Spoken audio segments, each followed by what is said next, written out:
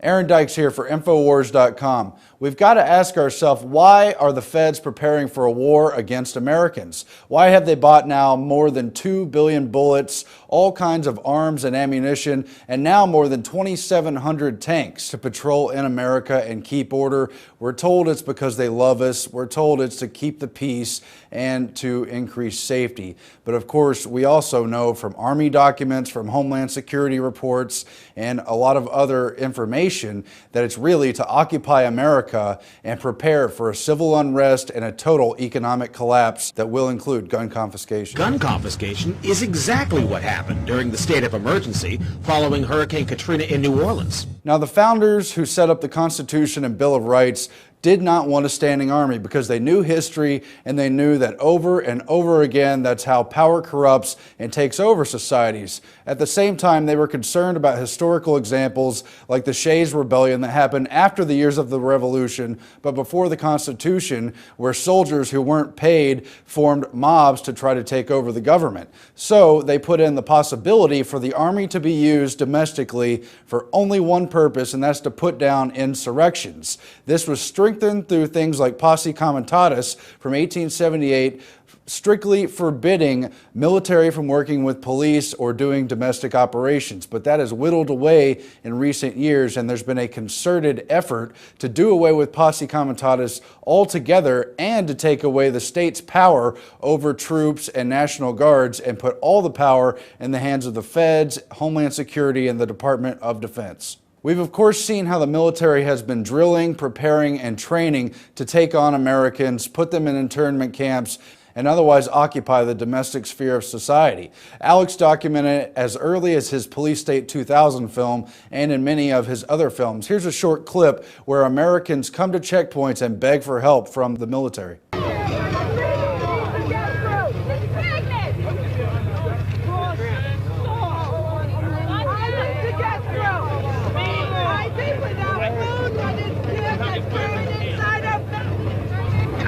Attention. American forces are here to help. Remain calm. We will not tolerate civil disobedience. But it's in no way limited to the things that Alex has just put in his films. This has been an ongoing effort that has been accelerating. David Knight did a special report just a few weeks ago documenting only a few of the recent urban warfare drills, many of which included helicopters firing simulated live rounds over major American cities. They include Houston, Miami, Minneapolis, St. Louis, Chicago, Los Angeles, and other locales. Well, let's take a look at some of these recent drills. January the 28th in Houston. Helicopters and the sound of gunfire created a lot of concern this afternoon in one Houston neighborhood. And an Army major who was out here wouldn't tell us exactly what kind of training they were doing. Miami, 4 days earlier, January the 24th, 2013. Still, if you've seen one of these drills, it really is like a scene out of one of those action movies, choppers stalking the sky of downtown Miami. It's a joint military training exercise. And here's another one in Minneapolis, August 28th, 2012. If you see military helicopters flying low over Minneapolis, do not be alarmed. They are training in an urban environment. Here's another one, St. Louis, July 3rd, 2012. It's a military mission in North St. Louis. Heavily armored vehicles are rolling into town, and while they come in peace, there are all kinds of rumors about why they are here. Chicago, April 17, 2012. A pretty scary scene along the Chicago River turns out to be a military training exercise. Los Angeles, in January the 26th, 2012. Special Military Operation Forces, in conjunction with the LAPD, conducting some military maneuvers. Of course, in the 2010 film Police State 4, The Rise of FEMA, Rob Dew, Alex Jones, and the other filmmakers covered the example of Arcadia, Iowa, where the National Guard practiced cordon and search drills in neighborhoods to specifically take on gun dealers to find, quote, weapons caches. And Alex interviewed the officer who was in charge of the drill. They were admittedly doing it for domestic purposes inside the United States, and we should really ask ourselves why. It says in this article, going door to door asking if they could search homes looking for weapons. It's actually a planned training event to provide our soldiers with greater proficiency at what we call cordon and search.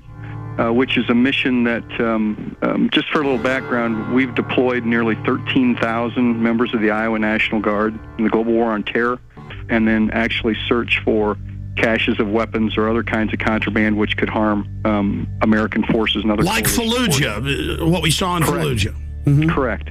And then you have manuals like FM 3-39.40 specifically about internment and resettlement, and they include the presence of PSYOP officers to win over the support of the American people and, of course, to deal with dissidents. And this happens throughout history every time an oppressive power takes over. The Nazis, of course, didn't only come in with a strong military force. They first sent in what equates to PSYOP officers, psychological operators, who tried to win over public support. They offered children candy. They told them they were there to help. They did friendly public events. And we see this playing out again in American society, unfortunately, where National Guard military troops who aren't supposed to operate domestically are operating outside of their role, but in benign ways at innocuous events to win over public support. And this too has been accelerating. Just in recent weeks, Alex has been to the Texas Independence Day celebration at Washington on the Brazos here in Texas. National Guard troops were present to conduct and operate traffic. He was at the Burger Center where National Guard and Texas Guard troops were operating. I went to the Kite Festival this weekend, and that footage is coming up in this report in just a few moments, where the Texas State Guard were operating the shuttle buses. We've also seen the National Guard working with police at events like the Kentucky Derby and other special events, including even high school sporting events. The Kentucky National Guard was part of the massive security force required for this weekend's Kentucky Derby. The troops took care of crowd and traffic control, provided 3 choppers and crews for aviation support.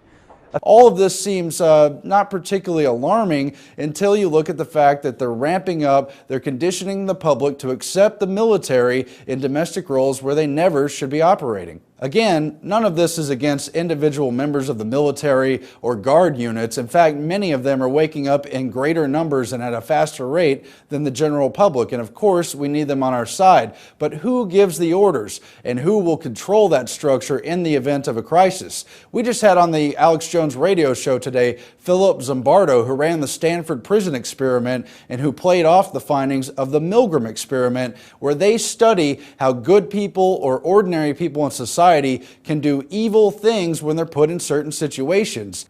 Here now is footage from the 84th annual Austin Kite Festival, where guard units are shuttling Americans onto buses just to get them back and forth from a friendly outdoor event. But ask yourself, what would happen if it wasn't a regular event, but if it was orders to send Americans to a FEMA camp? Happy children, families, couples, a sunny day in early spring, all over a park in Austin. This is the scene of the Austin Kite Festival, now in its 84th year. An iconic and idyllic scene of peace and recreation. What could be better?